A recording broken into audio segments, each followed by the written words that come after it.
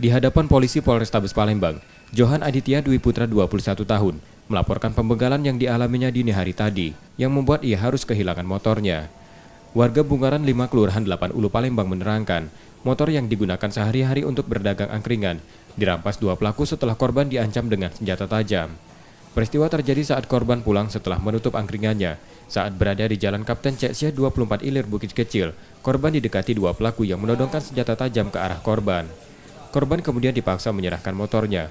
Korban di bawah ancaman senjata tajam terpaksa menyerahkan motor satu-satunya untuk usaha tersebut. Aku ada usaha, buka usaha di arah 26 Ilir kan? Usaha apa tuh? Usaha angkringan. Terus di mana nih Kak dokumennya? Di depan blok 47. Ya, tak mana bisa pulang lagi? Iya, rumah susun. Terus ya lah aku tuh jam sekitar jam 2 lah. Lah kan nak balik kan? Nah, nak balik biasa pas nak balik tuh. Pas lah di dekat arah tempat kejadian itu, tiba-tiba dia ngerti dari belakang, langsung ngerti nutupnya. Bawa motor? Bawa motor. Bawa berapa? Bong 2. Berapa motor sih kok? Sikap motor. Terus ya lah. Saya tanya ngapa Pak? Langsung keluar lah senjatanya tadi. Apa tuh?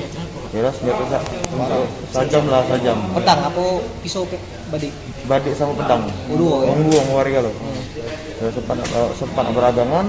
Ya pas yang kawannya sikap lagi tadi keluar ke pedang, mundur dulu gitu. Jadi kita ngaku ini. Jadi kita ikhlas tuh motor. Ikhlas kalau ya daripada terjadi yang tidak. Laporan korban kini sudah diterima Polrestabes Palembang yang sedang melakukan penyelidikan. Yudi Kiswanto, Kompas TV, Palembang.